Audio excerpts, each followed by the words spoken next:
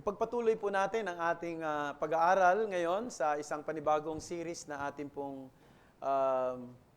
tutunghayan muli ang aklat po ng Galatia.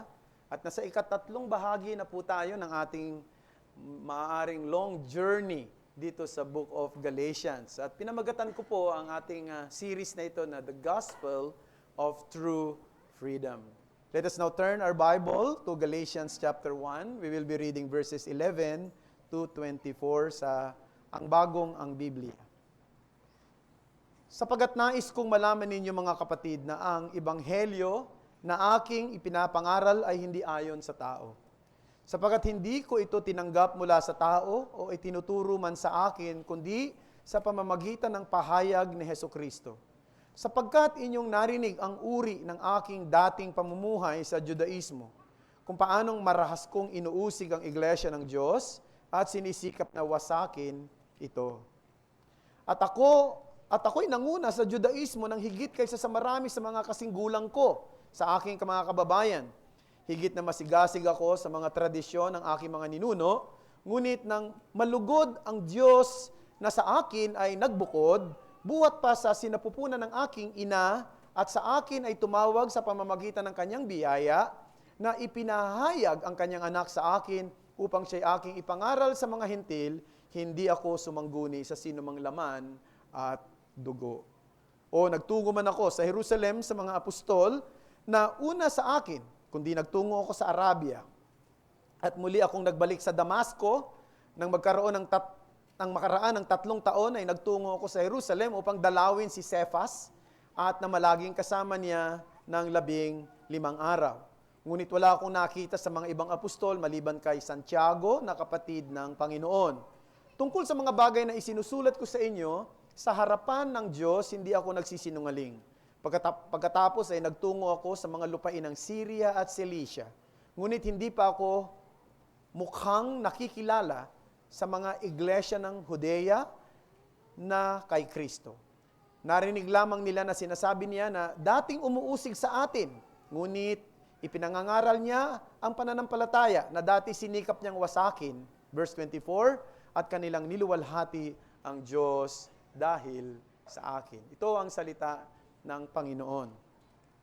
Isa sa mga tampok po na balita ngayong linggong ito sa Christian community ay ang pagpanaw ng isang mahusay at dakilang mangangaral sa ating henerasyon na walang iba kundi si Dr. John MacArthur. Siya ay naglingkod sa Panginoon sa Grace Community Church sa California mula pa noong 1969. Siya ay kilala bilang isa sa mga mahusay na expository preachers sa ating panahon. Pero hindi lang yon, mas kilala rin siya sa pagiging steadfast, pagiging courageous and defender ng Christian gospel. Lalo na sa panahong ito na marami pong mga nangangaral at maraming mga ebanghelikong iglesia na nagkiklaim na sila mga evangelical churches. Ngunit pagdating sa larangan ng pagtuturo ng ebanghelyo ay may halo na, at hindi lang may halo, kundi minsan lumilihis pa. Si John MacArthur, isa sa mga mahusay na defender ng pure Christian gospel. And marami ay nag-mourn sa kanyang pagpanaw at kung kayo ay madalas na nasa social media, makikita niyong namumulaklak sa tribute, no? Ang marami na sa tribute patungkol sa kanya. Alala ko, may isang pagkakataong narinig ko si John MacArthur sa kanyang preaching. Medyo bata-bata pa siya nung panahon na yun. May kinuwento siya patungkol sa isang babae na mayroong problema. At lumapit itong babaeng ito sa kanyang kapitbahay na babae rin na Christian at humihingi ng tulong. At sinasabi niya, tulungan mo ako kasi malaki ang problema ko. Meron akong cancer ayon sa doktor na sumuri sa akin. Talagang kailangan ko ng tulong. Isa pang problema ko, yung aking anak na lalaki ay merong problema sa kanyang pag-iisip ngayon. Parang may breakdown yung kanyang pag-iisip. At hindi lang yun, yung asawa niya ay gusto nang makipag-divorce sa kanya. So malaki ang problema niya. Kailangan niya ng tulong. Hindi niya alam kung anong gagawin niya. At sabi nung Christian woman na kanyang kapitbahay, ang kailangan mo si Jesus. Si Jesus ang siyang makatutugon sa iyo sapagkat si Jesus, kaya niyang hipuin ang iyong katawan na may karamdaman. Kaya niyang i-restore ang katinoan ng iyong anak.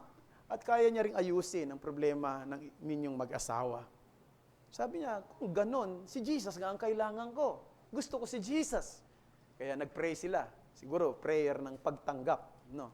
Pagkatapos ng 2 linggo, bumalik yung babae at sinabi niya doon sa Christian woman, hindi totoo yung sinabi mo patungkol kay Jesus. No? Kasi, sabi ng doktor, lumalala na yung sakit kong cancer at kinakailangan na akong operahan. At sabi niya rin, yung kanyang anak na lalaki ay kinakailangan ng i-confine sa mental hospital dahil lumalala na rin ang kanyang problema sa pag-iisip. At yung kanyang asawa nag-file na ng divorce. Kaya, hindi totoo yung sinabi mo, hindi working yung sinabi mo patungkol kay Jesus. Tapos sabi ni John MacArthur sa kanyang audience, wag na wag ninyong ipangako ang ebanghelyo ni Jesus, no? Na katulad ng ginawa ng babaeng iyon. Sapagkat sa totoo lang, marami pong nanampalataya ng totoo kay Jesus. Pagkatapos manampalataya, nagsimula na ang matitinding problema sa kanilang buhay. Totoo ba yon? Nung nanampalataya sila kay Jesus, doon na nagsimula ang mga mabibigat na pagsubok sa kanilang buhay. Kaya, dapat hindi ganito ang pagsasabi natin patungkol kay Jesus. Sapagkat, ang Panginoong Jesucristo ay hindi nagpunta rito para i-address ang mga temporal nating mga pangangailangan. Hindi siya nagpunta rito na parang katulad ng isang genie na lumabas doon sa bote at paglabas ay sasabihin niya sa iyo, meron kang 3 kahilingan. Sabihin mo na, ibibigay ko ngayon. No? Ganon kasi minsan ang treatment nila kay Jesus. Si Jesus ay nagpunta rito hindi para isolve yung mga temporal issue. Pero ito yung mabuting balita. Si Jesus ay nagpunta rito para i-deal yung greatest problem ng tao. Yan ay ang kasalanan. Upang isettle yung problema nating pangwalang hanggan. Yan ang ibig sabihin ng Ebanghelyo. Yan ang dahilan kung ba't nagpunta si Jesus. That's what the gospel is for. Not to guarantee healing, not to guarantee comfort and happy family, not to guarantee anything else that is temporary, but to give us what is really needed. Ano yun? Yung ating pakikipagkasundo sa Diyos. How can we be right with God? How can we reconcile with God?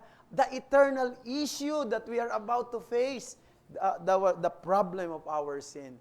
Yan ang siyang dahilan kung bakit dapat nating ituro ang Ebanghelyo ng may katapatan at ng may kadalisayan. I can say, brethren, si John MacArthur is one of the preachers who shared the same passion for the true gospel message as the Apostle Paul.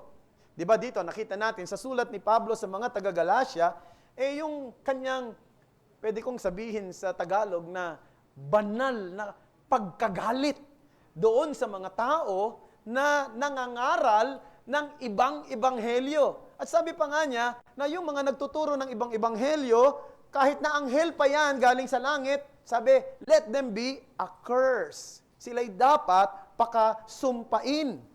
Ganong katindi ang kanyang indignation sa mga taong ito. Bakit? Sapagkat klaro na ang pagtuturo ng maling ebanghelyo o ng ibang ebanghelyo diminishes God's glory. And also, it endangers the eternal destiny of those who hear it. Now, dito sa binasa natin, ngayong umaga, ay titingnan natin kung paano inelaborate ni Apostle Paul yung kanyang authority bilang isang apostol. At kumpara doon sa mga naunang sulat ni, hindi nauna, kundi sapagkat sabi ko nga, naunang sulat ni Pablo ay ang Galatia at sinasabi pa nga ng maraming mga scholars na this is the first New Testament book that was ever written, the book of Galatians. Mas nauna pa siya doon sa Gospels, no? Huli na siyang naisulat ng mga writer. But itong sulat ni Pablo sa mga taga-Galacia, kung ikukumpara natin sa ibang sulat niya, mapapansin ninyo na nagbigay siya rito ng significant portion ng kanyang personal testimony, yung kanyang autobiography. In fact, kung gusto nyong hatiin yung Book of Galatians, at tingnan in summary, 3 summary lang yan.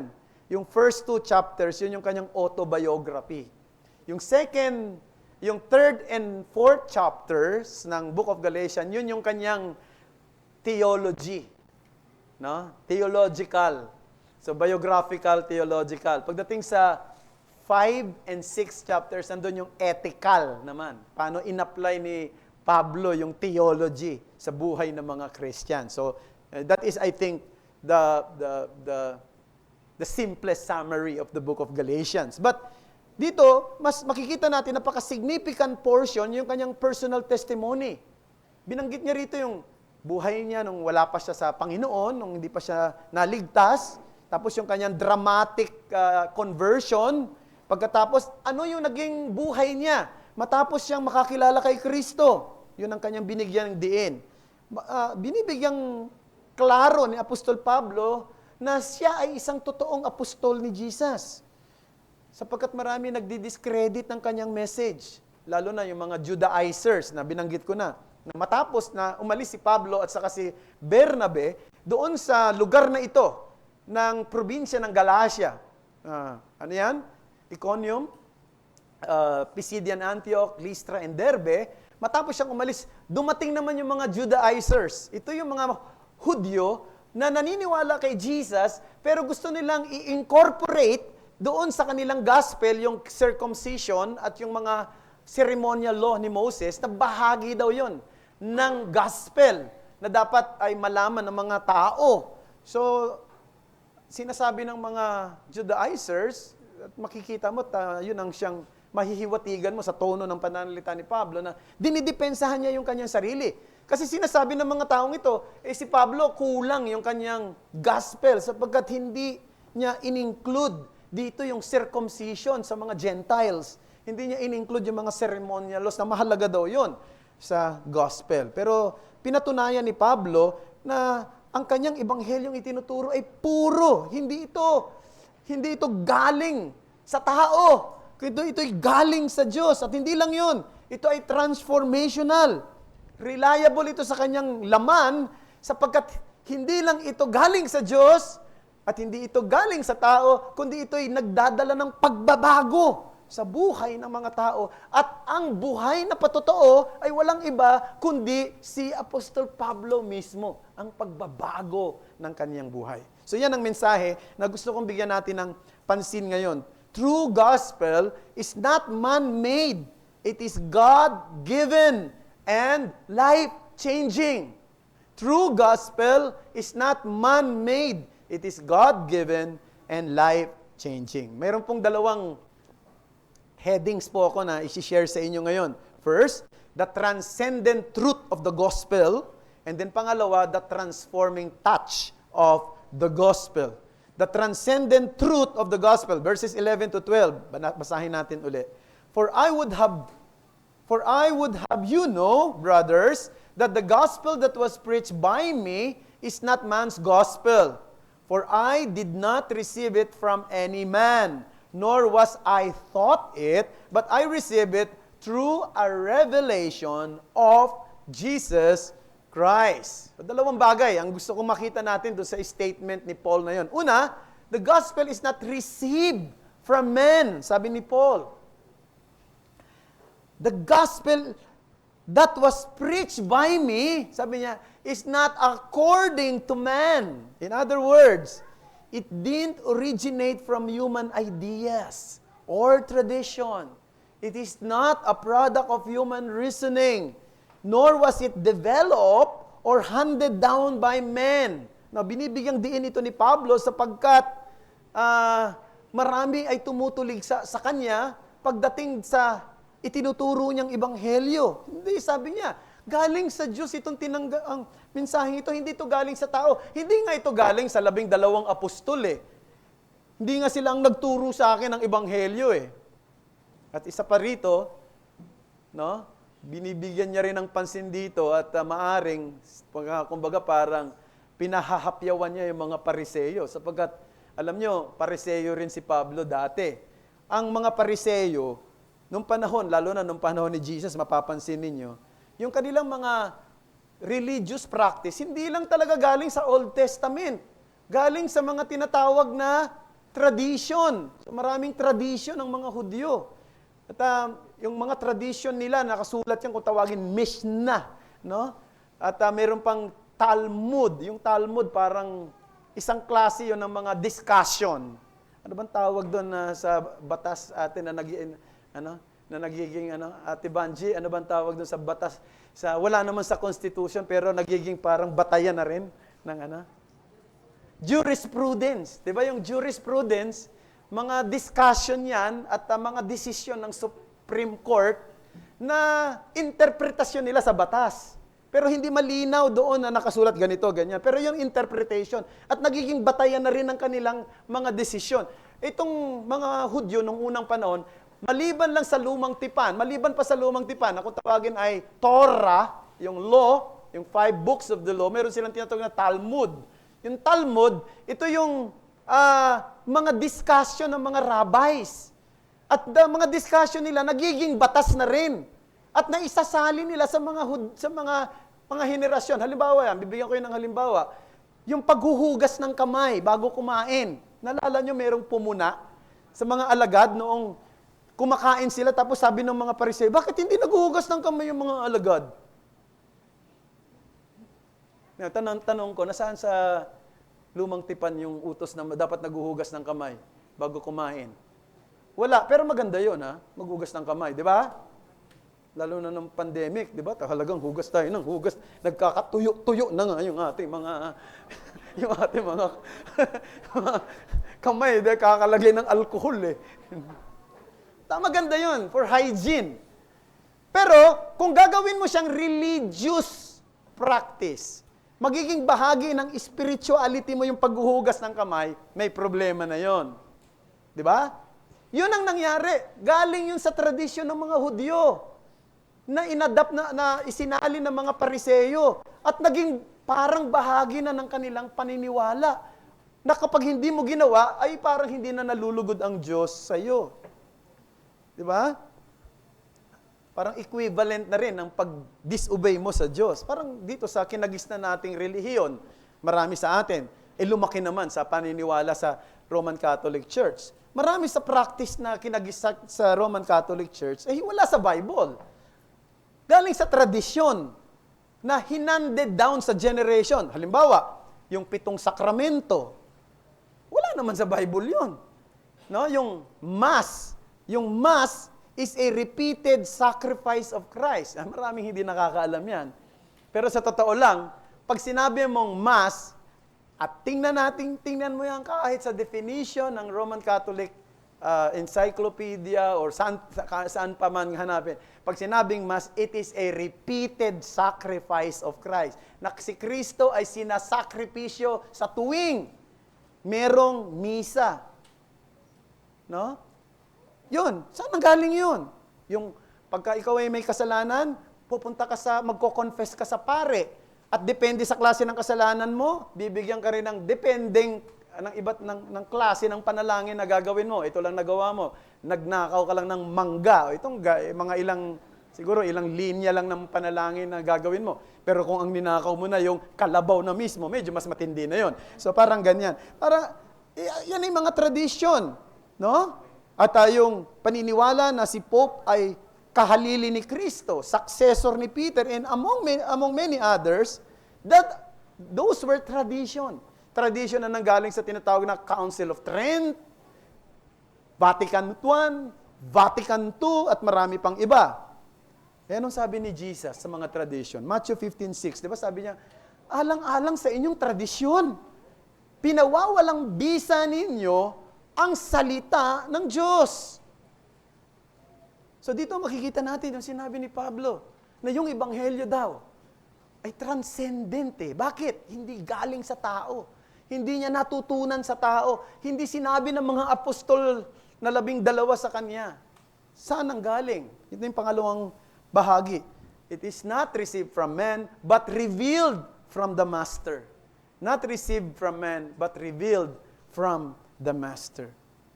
Sabi niya, tinanggap ko itong revelation na ito sa Panginoong Jesucristo mismo.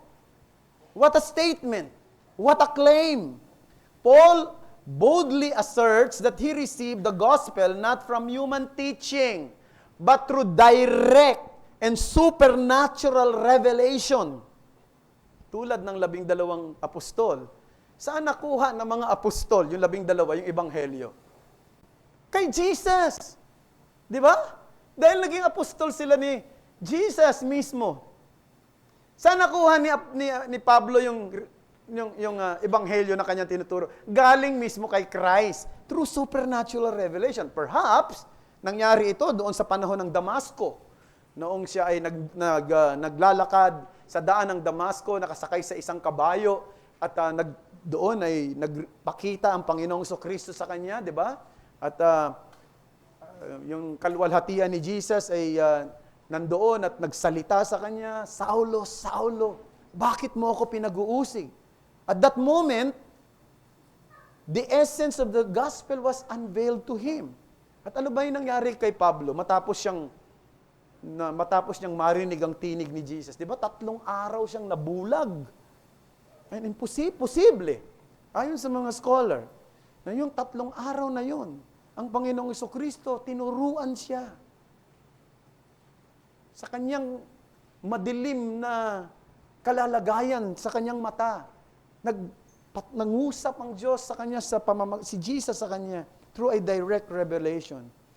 And it was during that time Paul came to realize na yung isang life-changing truth.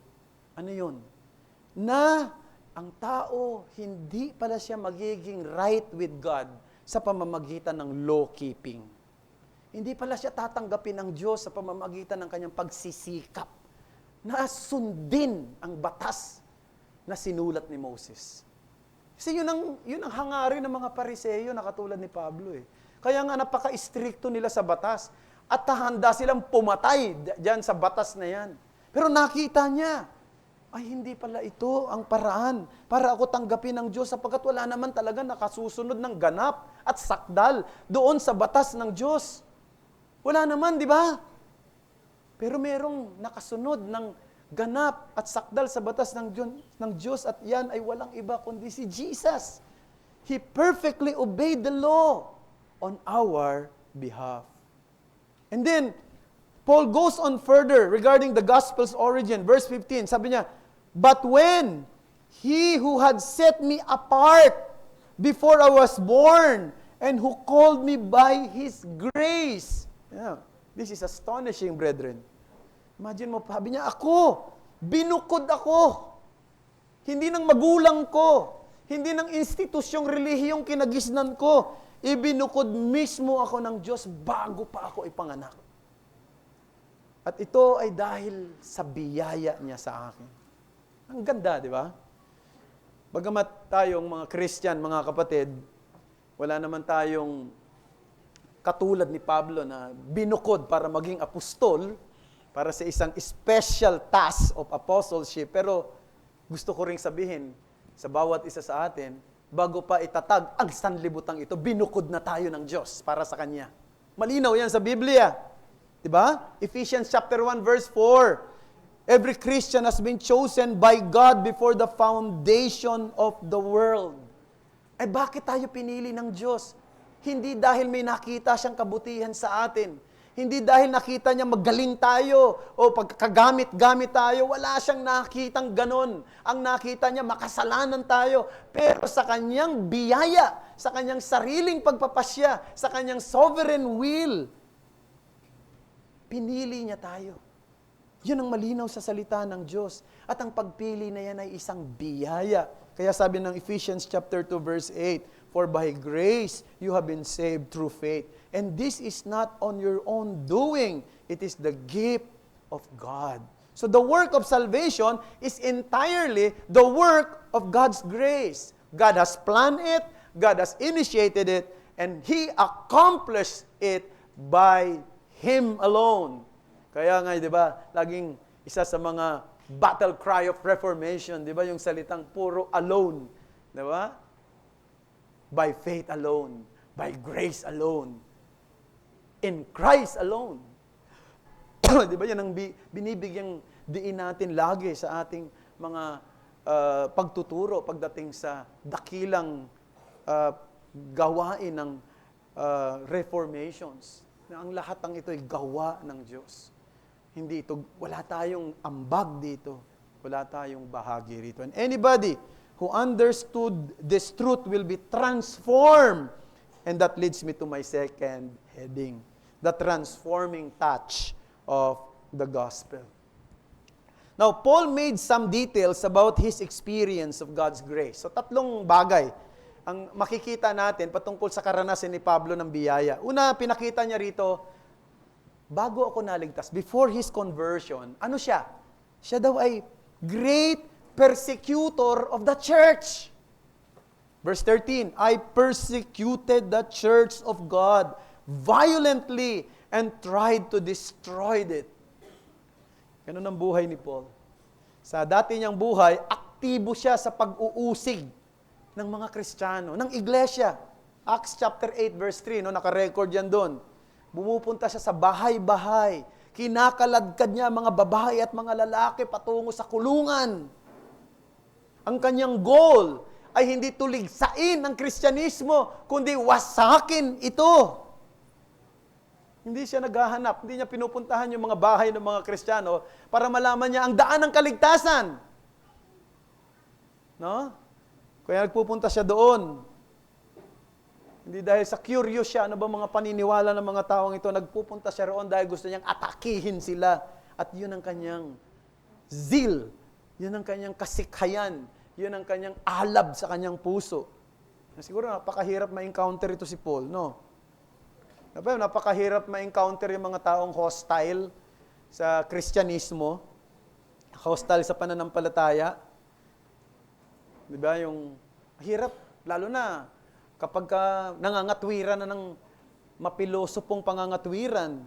Minsan, ang experience ko sa mga tao na gustong, di ba, yung mga nakikipagtalo sa iyo patungkol sa faith, hindi naman talaga nila gustong makinig. Gusto lang nila talagang ipaglaban yung kanilang, kung ano yung kanilang nasa isip at kung ano yung kanilang natutunan pa noon pa. No? Pero yung talagang, sige, gusto kong pakinggan ko nga, kung talagang tama yan sinasabi. Hindi eh. Napaka-hostile talaga, lalo na nung mga taong talagang gustong lumaban sa pananampalatayang Kristiyano. No? Minsan, malinaw na yung pagtuturo mo, very passionate ka pa, pero wala namang nangyayari, ayaw nilang makinig sa iyo. Pero itong maganda eh. Pinapakita rito sa atin na yung conversion doesn't happen by human persuasion alone. Kundi ito ay gawa ng Holy Spirit. Kita niyo si Pablo. May iisip pa ba tayong katulad ni Pablo na talagang hostile, no? Sa gospel? Hostile sa Christianity? Pumapatay nga siya ng Christian eh. Pero binago ng Diyos yung buhay niya eh. So if someone like Paul could be transformed, anyone can be. Siguro iniisip din natin. Siguro lagay na lang natin sa mga simpleng sitwasyon. Kasi iniisip mo yung anak mong napakasuwail, no?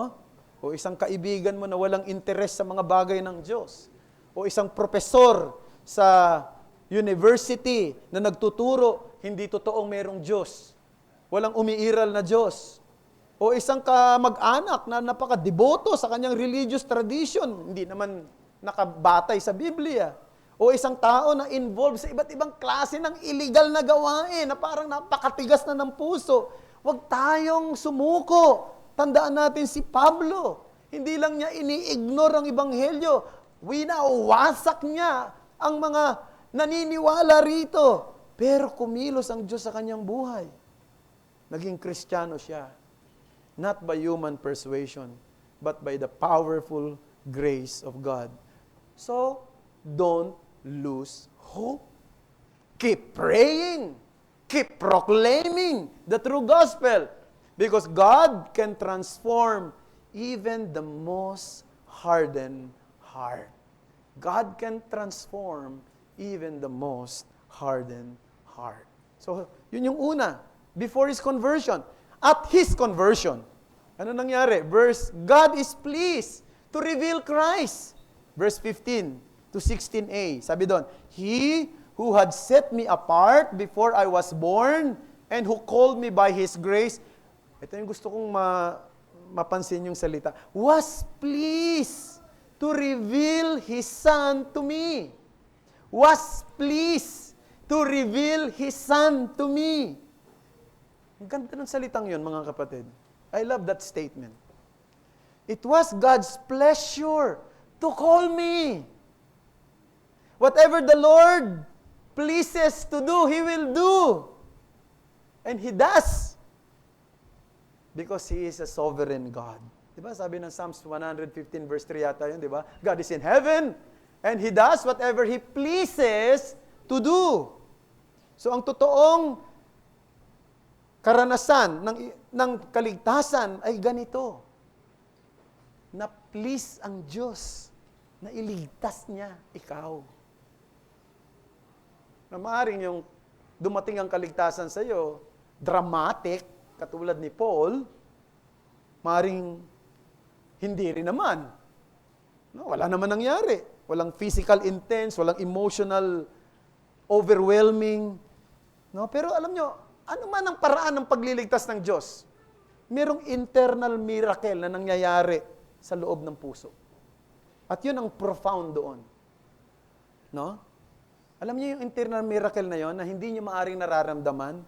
In an instant, you are rescued from the kingdom of darkness and transferred into the kingdom of God's beloved Son. Colossians chapter 1 verse 13. And then you are made willing and obedient to respond to the call of the gospel. Hindi sa pamamagitan ng iyong lakas, kundi sa pamamagitan ng kapangyarihan at ng biyaya ng Diyos. So that is what happened to Paul at his conversion. God is pleased to reveal Christ to him. Then after his conversion, ano nangyari? He became the great preacher for the gospel. God has prepared him right there and then for the ministry, a preparation for ministry. Verse 16b, that I might preach him among the Gentiles. So after his conversion, everything changed for Paul. No? Siya ay naging mangangaral ng ebanghelyo. Of course, hindi naman kagad. Ano nangyari? Kinakailangang ihanda siya ng Panginoon. So sinabi niya dito sa mga talatang binasa natin, ayon sa kanya, pumunta siya ng Arabia. Verse 17. So, saang lugar sa Arabia, hindi ko alam. Wala naman sinabi.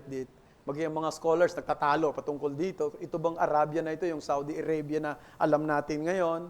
O sabi nila, maaring ito daw yung isang wilderness malapit sa Mount Sinai, sa Egypt yun.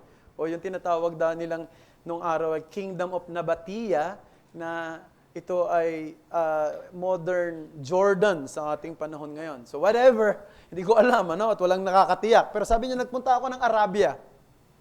At most likely, katulad ng nangyayari sa mga propeta sa Lumang Tipan, pumunta siya sa lugar na ito upang magkaroon ng tinatawag na time of solitude, where he meditated the Old Testament scriptures and deeply reflected on the meaning of the gospel. So, alam niya yung Old Testament Pero mali yung interpretation niya ron Diba? Bilang Pariseo, maraming sablay So, inaral niya ulit yung Old Testament. That's my, that's what I surmise the situation. Because, pansinin niyo kung paano inilahad ni Pablo yung ebanghelyo sa liwanag ng Lumang Tipan. Ibang-iba. Ang liwanag at ang ganda. Kasi pinag-aralan yung maigi ito. Nag-reflect siya. At tiningnan niya yung kaugnayan nito sa kahulugan ng ebanghelyo. At sabi, nag-stay siya doon ng 3 taon. Tagal, no? No, bakit 3 taon naman? Siguro, gusto niyang i-compensate. Sa aking palagay lang ito, mga kapatid. Gusto niyang i-compensate. Kasi, di ba, yung 12 alagad ay tinrain ni Jesus sa loob din ng 3 taon. So, hindi naman siya dumaan sa ganong klase ng training. So, just to compensate, being a special apostle of the Lord Jesus Christ, he also stayed at Arabia for 3 years in a solemn solitude, deeply engaging his mind to the study of Scripture, the Old Testament and its relation to the New Testament and its relation to the Gospel. So, and perhaps many things that happened there, that's including Jesus' special revelation to him. Pero dito makikita natin yung pagtsatsaga at paghahanda ni Paul para sa kanyang sarili. Hindi siya sumabak agad. Dami ngayon ganyan. No? Dami mga, pagkatapos maging Christian, sabak agad eh. Kaya kung ano-ano pinagsasabi eh. So, araw, ganyan kami no, sa kinagista namin sa church na pinanggalingan namin. Pagkatapos mo tumanggap kay Kristo, sabi, magpapastor ka na ha? Mag-ano ka na, mag-aral ka na kagad. Talagang banat na, kaya kung ano-anong pinagsasabi sa harapan eh, no? Kaya, si Pablo mismo, Pablo na to! Nag-engage siya sa pag-aaral. Kaya mahalaga din yung pag-aaral. No? So, after that period, sabi ni Paul, pumunta siya sa Jerusalem. At verse 18, nag-spend siya ng 15 araw kay Cephas. Yan ay si Apostle Peter. Siguro gusto niya mag-build ng relationship kay Peter. Gusto niya ring tanungin si Peter, kamusta yung buhay mo nung kasama mo pa si Jesus? Tapos, nakipagkita rin siya kanino? Kay James, the brother of Jesus. Verse 19. Siyempre, gusto niya rin sigurong malaman, ano kaya si Jesus nung bata pa? Bilang kapatid, bilang kuya, so sa pamilya, so something like that. Marami siya sigurong tinanong, hindi natin, yun na may parang guess lang natin kasi napapansin niya, pili yung mga taong mga kinausap niya rito. And then, alam natin kung sino si James. Si James, hindi kasi siya nananampalataya kay Jesus noong araw. No? Kapatid niya si Jesus, pero hindi siya naniniwala na si Jesus yung Messiah.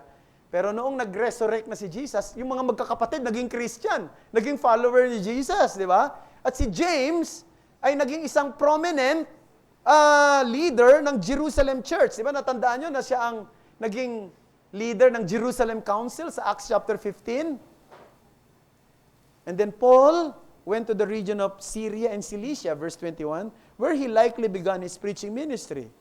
And he notes, sabi niya rito, marami daw mga iglesia sa Judea, hindi pa siya kilala personally. No? Pero ang alam lang nila, siya ay yung dating nang uusig, ngayon nangangaral na ng pananampalataya na kanyang dati ay sinisira.